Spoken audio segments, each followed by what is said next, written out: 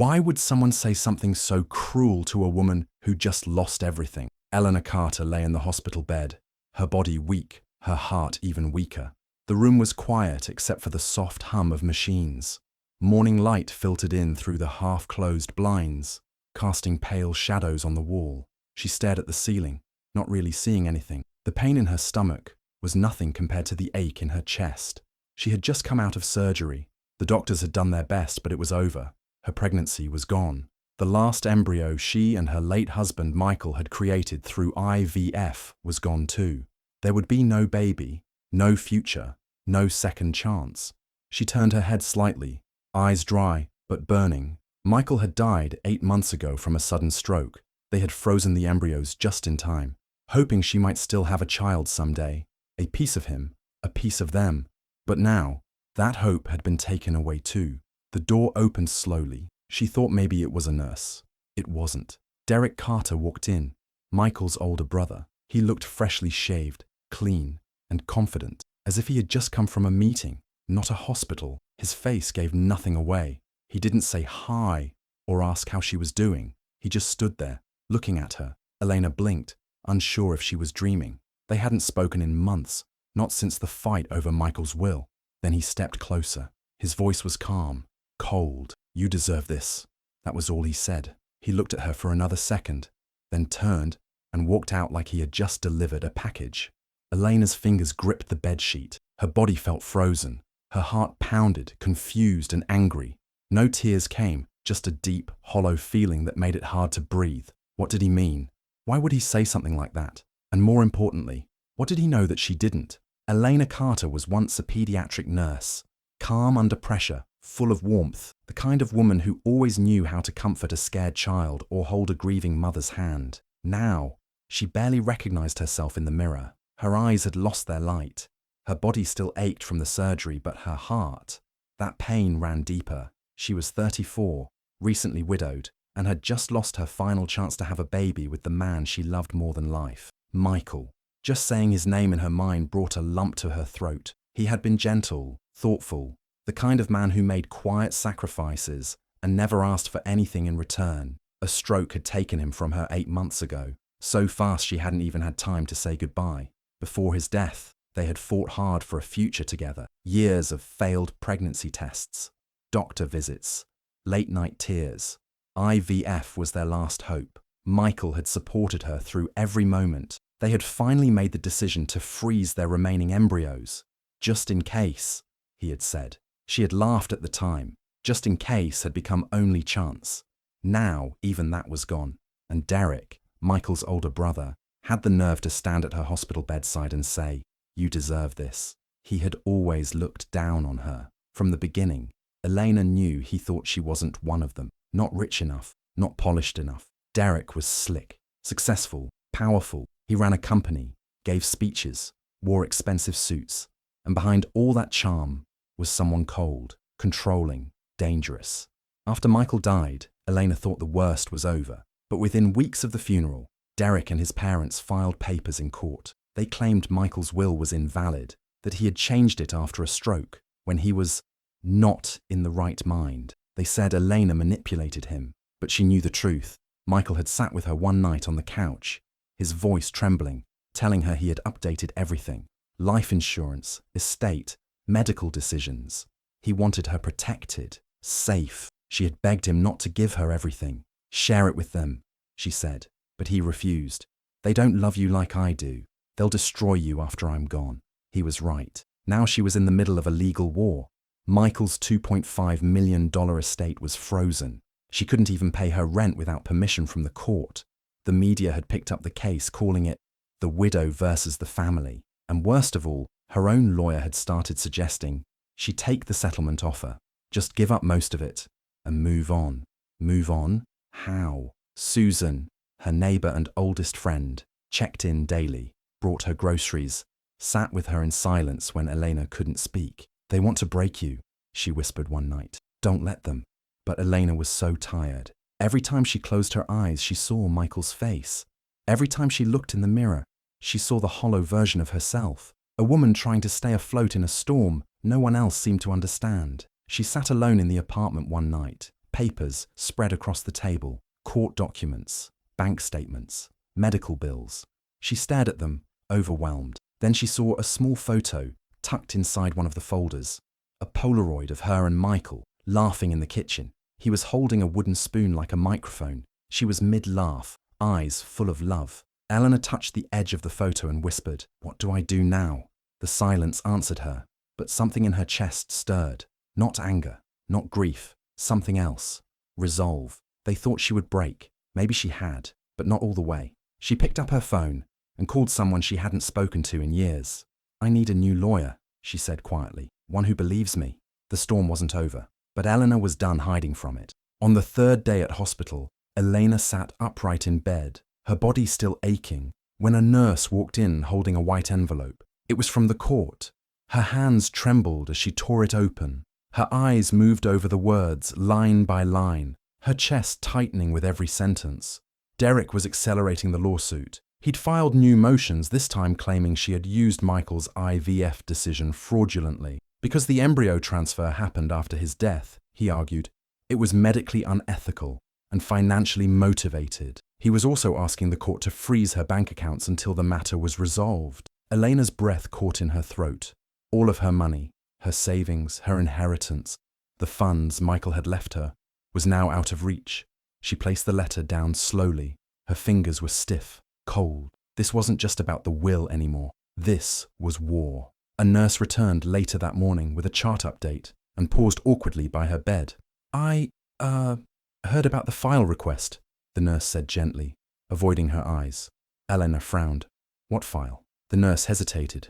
"Oh, I just assumed you knew.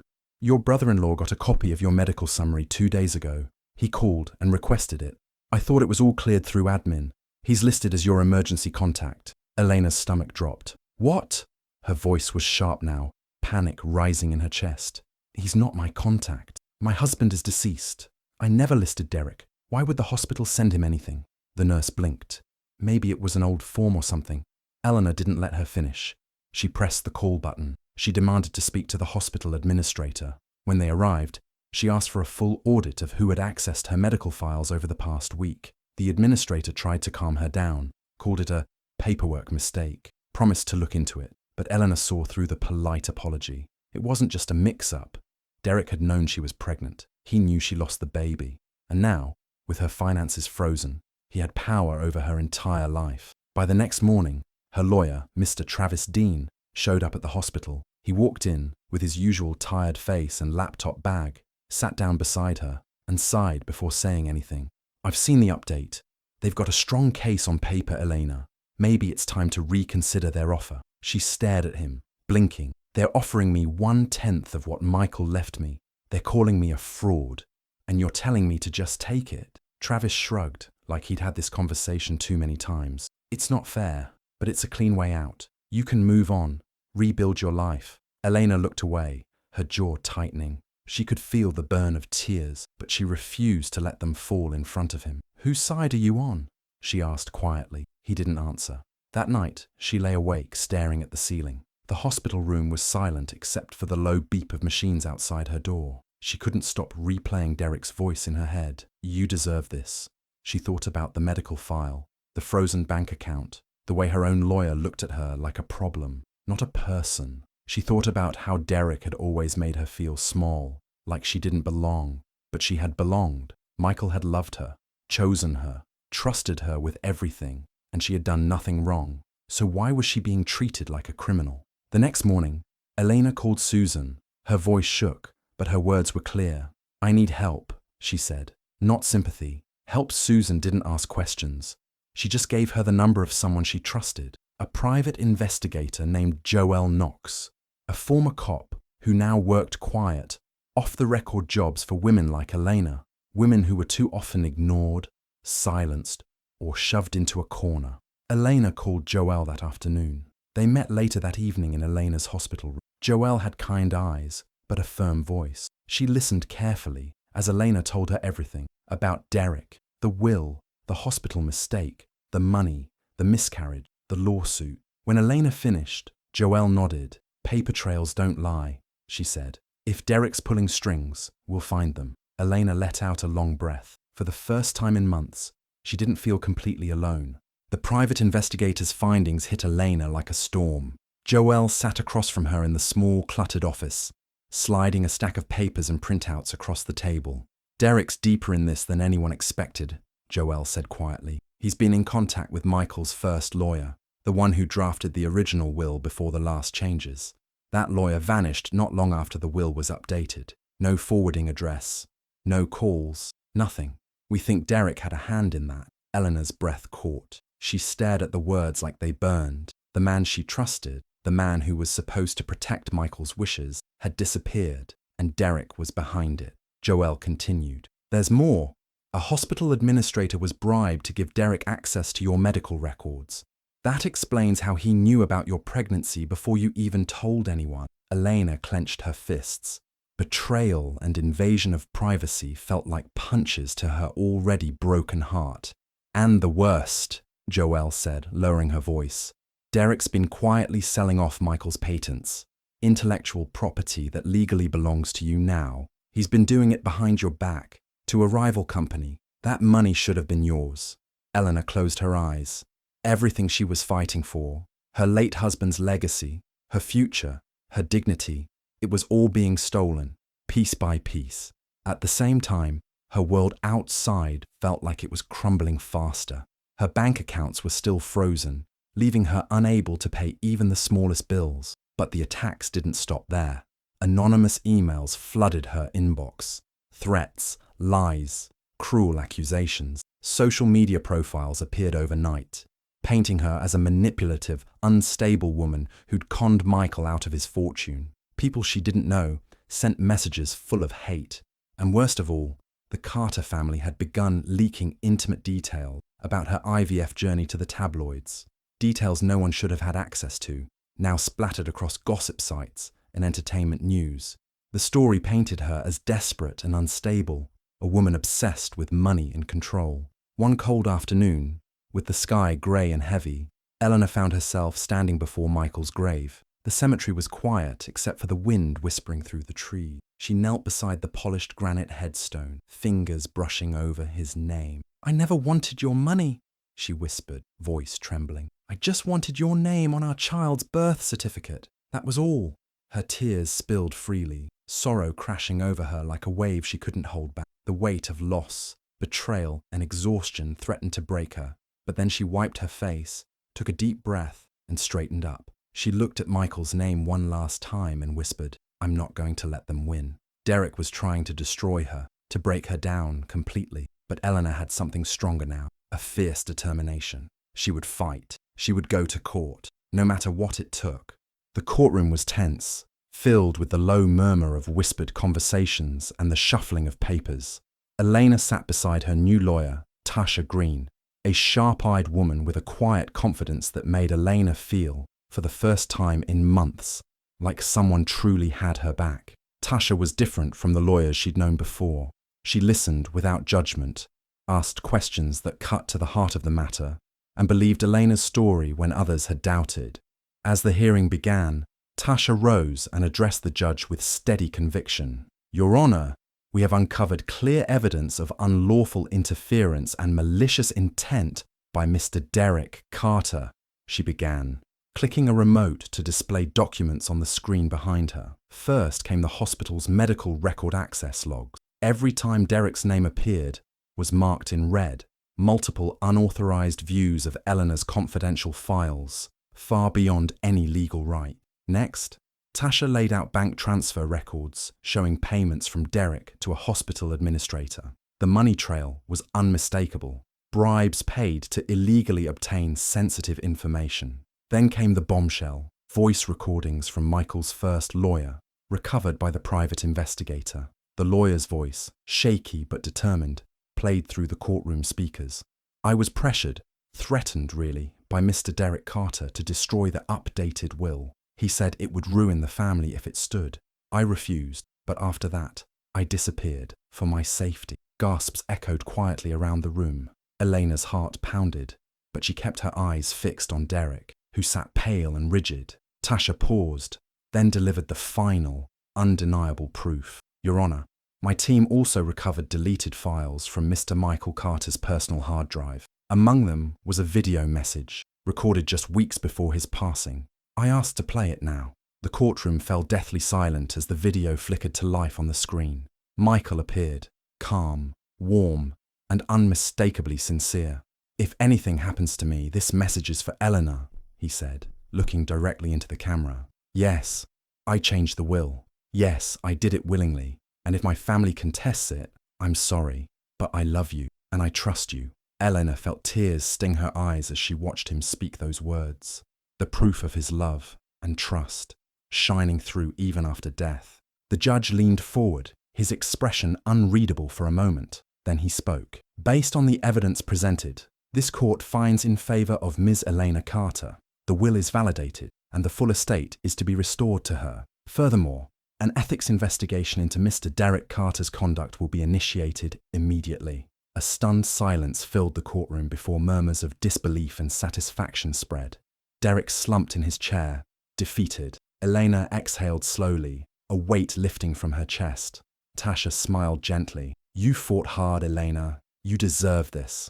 For the first time in a long while, Elena felt a flicker of peace and the faintest hope for the future. Months later, Elena sat in the cozy living room of her new apartment, sunlight filtering softly through the curtains. The space was smaller than the grand home she'd once shared with Michael, but it felt like hers, peaceful, quiet, and free from the weight of betrayal. The walls were lined with books, plants, and pictures of women she'd met through the fertility support group she now volunteered with. She no longer felt the crushing silence that had filled her hospital room or the courtroom. Instead, she spent her days listening to women who carried the same sorrow, the same shattered dreams she once held. She offered comfort, advice, and a shoulder to lean on, not just as someone who had lost a child, but as someone who had fought back when everything seemed lost. Though she never got the child she dreamed of, Elena found a new purpose in helping others navigate their pain. It was a quiet strength that came from deep inside,